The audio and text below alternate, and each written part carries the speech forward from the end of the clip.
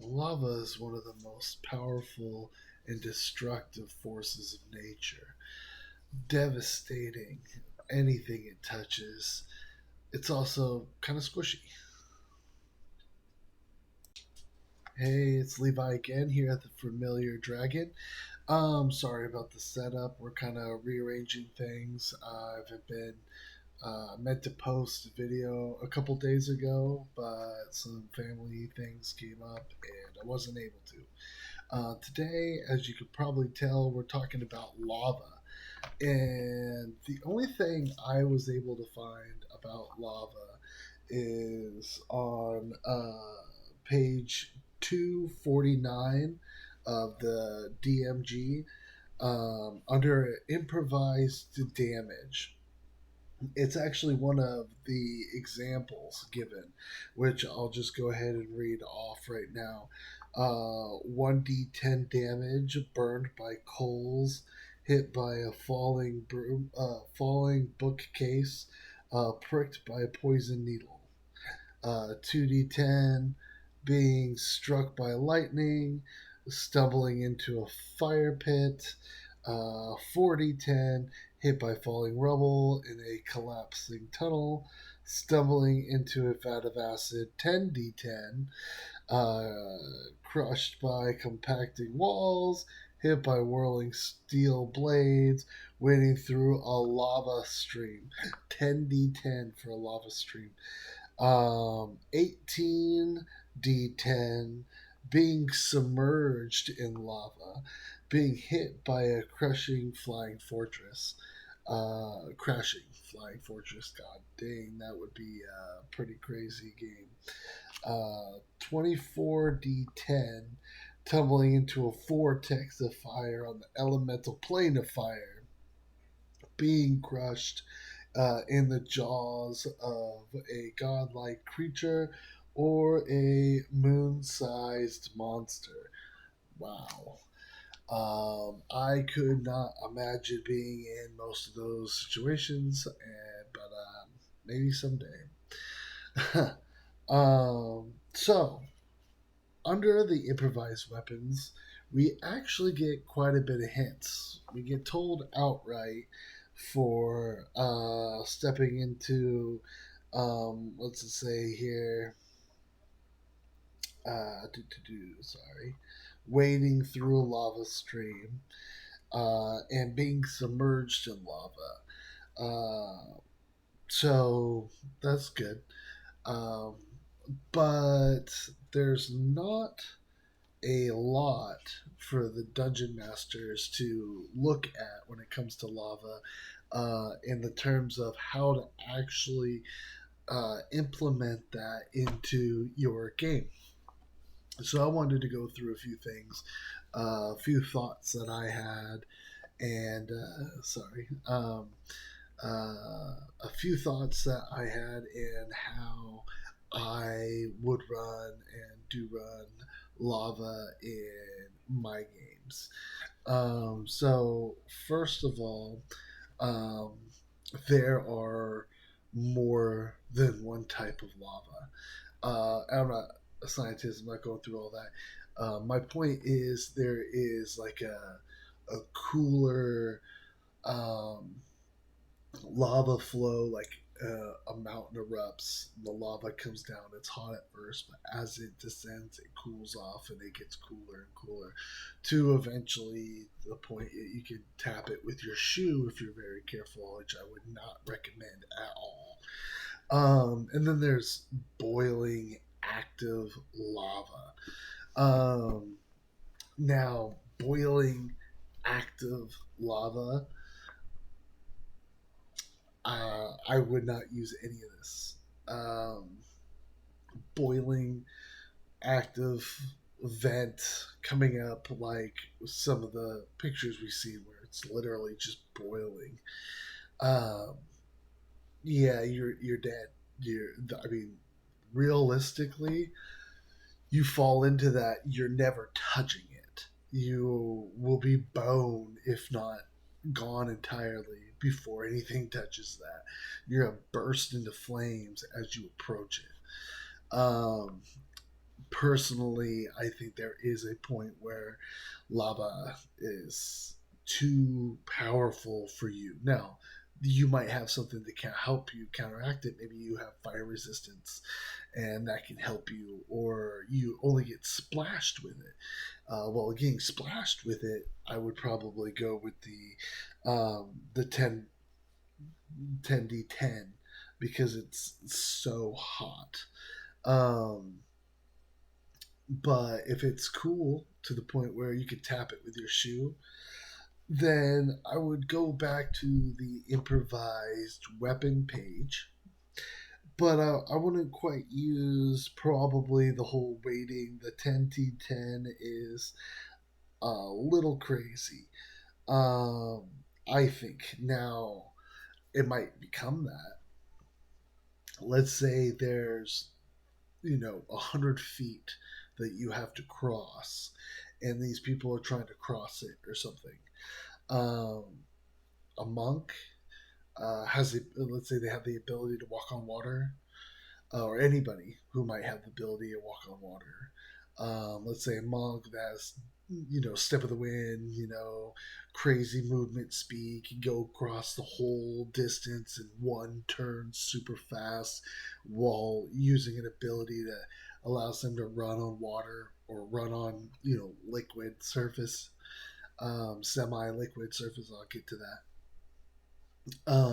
I would probably, for the most part, I would probably do the 1d10 burned by coals damage.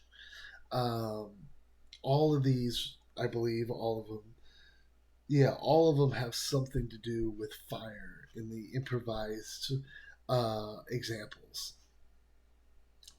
Monk, step of the wind, walk on water, one turn can get across it. I would do difficult terrain. So if it's 80 feet, that's 160. They got to be able to go 160 feet, or whatever. Um, Regardless, I would definitely make it difficult terrain. You're walking on a bouncy, surface that is sticking. Like you would be sticking. Your shoes would be trying to stick, which I will get more to on that shortly. Um, uh, Someone else, they might not have an easy go at it. If it's going to take you more than one turn to get across, the monk flies by, and the the halfling with 25 movement speed um, isn't doing so well. They're probably going to have to make a constitution saving throw to make sure they don't succumb to the heat. They're trying to get over this rough terrain, and this heat is going to be devastating on them. Um, and I would probably do if they have um, walking with water, I would probably, or walk on water. Sorry, said that weird. I would probably do the equivalent of stumbling into a fire pit with the 2d10. Um, but if they lasted more than one turn, and they failed a Constitution saving throw, I might up that to the um, let's see, I'd probably up that to 4010, which is the only one that doesn't have a fire example. Go figure. But I would probably up that, and I would make the DC of the Constitution saving throw higher each turn as they're succumbing to this heat. Again, that's if they had a walk on water type thing. That said, and this is up to DM preference really, but lava realistically is not water. So some DMs might say, no, you don't get to even walk on it. Period. You're done. In that case, sorry, you're going to take a lot more damage. Um, some properties of lava, for one, you don't sink. A lot of people, they're like, oh, sink into the lava, and their idea of falling into lava when they think of it is I jump off the thing or I fall off the thing, my feet hit, my feet start to melt and burn. I'm up to my chest and I'm writhing in agony. No, that's not at all. For one, if you were to fall into it, it's going to hit like a solid because it's molten rock, molten metal. It's earth. It's dense. It's denser than water, a lot denser than water. It's going to take a lot more for you to sink, and you're going to sink a lot slower. A barbarian or not barbarian, that's a bad example, but unless they're a pack horse and they're carrying everything, but maybe a fighter or a paladin in heavy plate armor, and a slow speed and no help might be sinking into that. Not alone the fact that that metal is going to get heated. Um, which brings me into the 10d10 as they're wading through lava. If someone were to fall into lava or or walk through it, walk on it, um, if it's unless it's like boiling, but let's say it's not the squishy rock lava, which I would use in a campaign as more of a aesthetic to a battlefield or a way of burning resources. Hey, you have to, you know, maybe or time, which is also a resource. Hey, you're going to have to use your time wisely to get from A to B in a certain amount of time.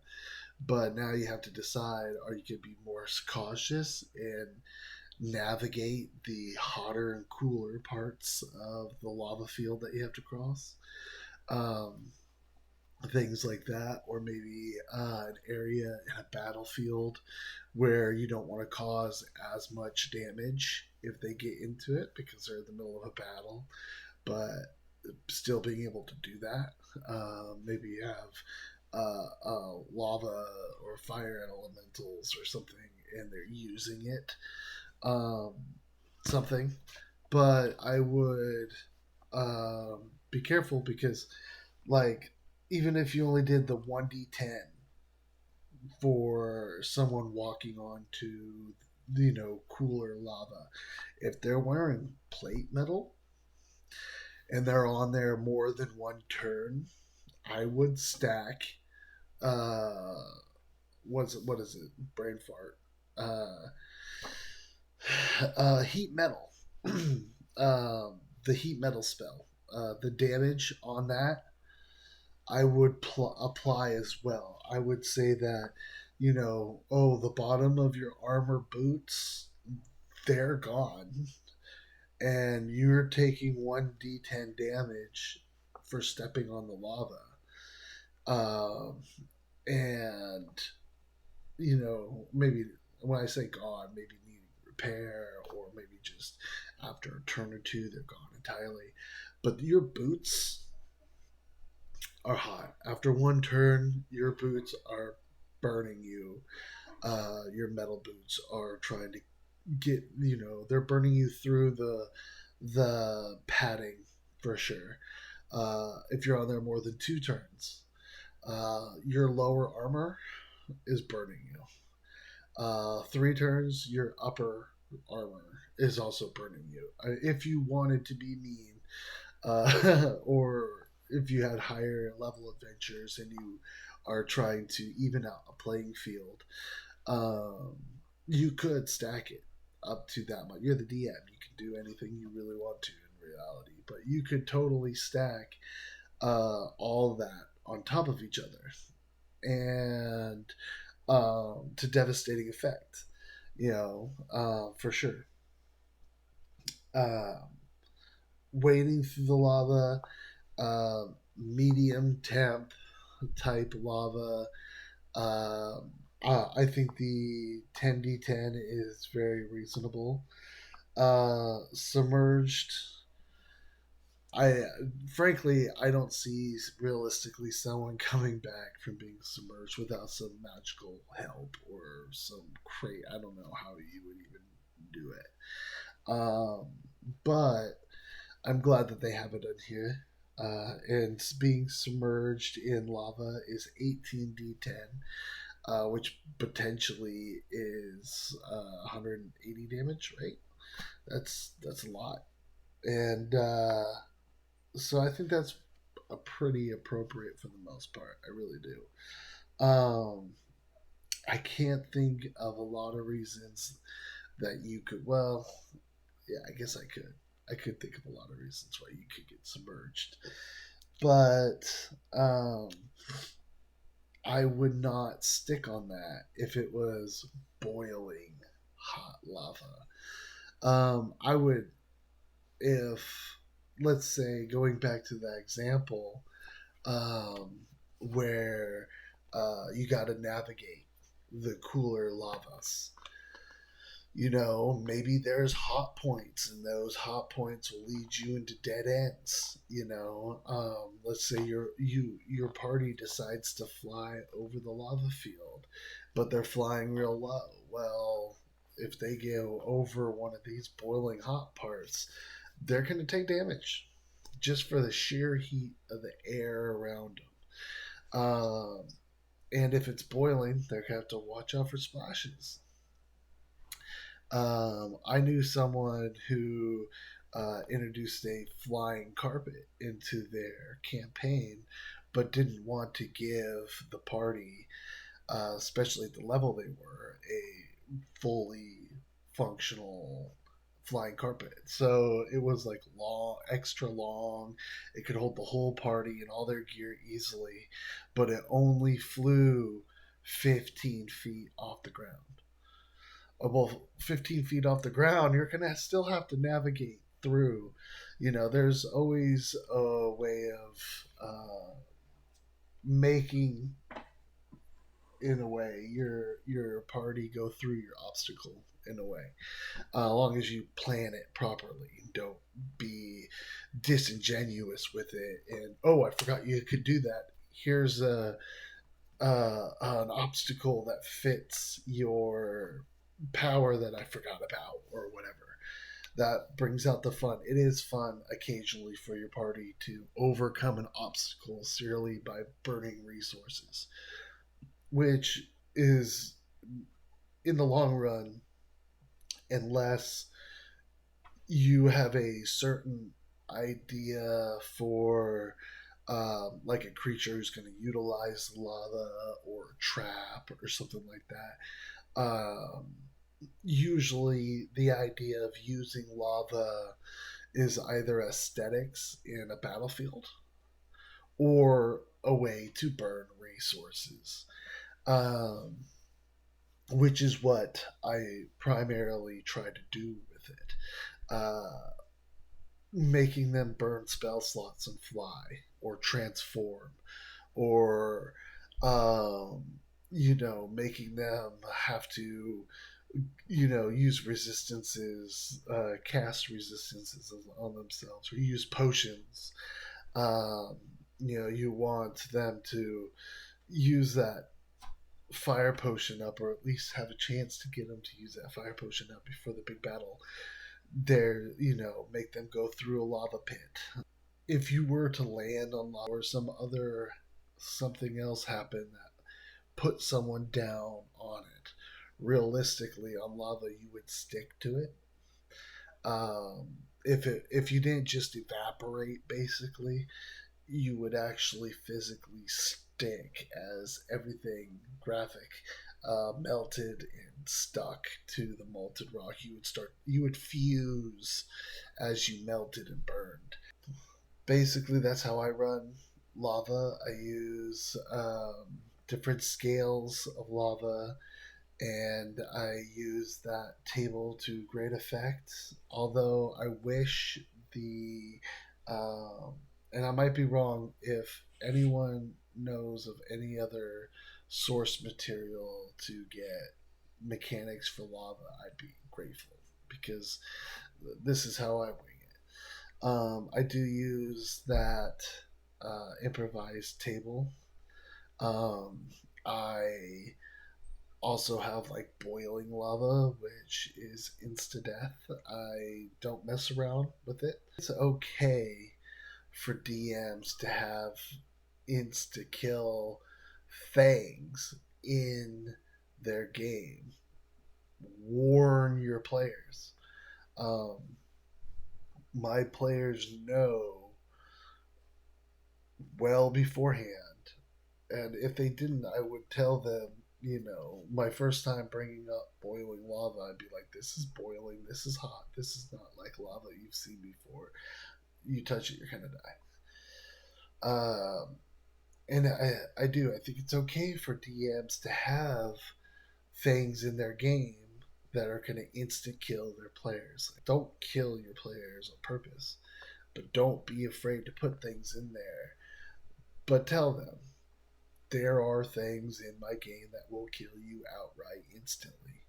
I might make another video about this topic in general, separate video, because I think that there are probably five or six I can think of things that I usually play in my game that insta kill people that I have not had any issues with. So maybe I'll make a video about that. Anyways, I'm gonna wrap this up. Sorry that I haven't posted a video in a few, but we have some things going on in family, so we gotta take care of that. We are going to be doing some more mystery style videos over on the Cryptid Crypt. So definitely go check that out. We only have the one video up there now, but it is a doozy. So if you're into the paranormal, we caught some weird stuff on camera. So the Cryptid Crypt would be where you want to go see that. And it's also a new channel, and there's only one video at the moment, but we are working on that. So wish us luck. Until next time, I hope this helps people creatively think of ways of how they want to run lava in their games.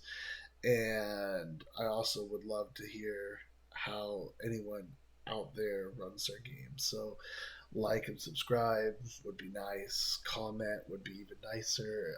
Engage in a conversation would be sweet, and is all I really ask for. So, until next time, this is the Familiar Dragon signing off.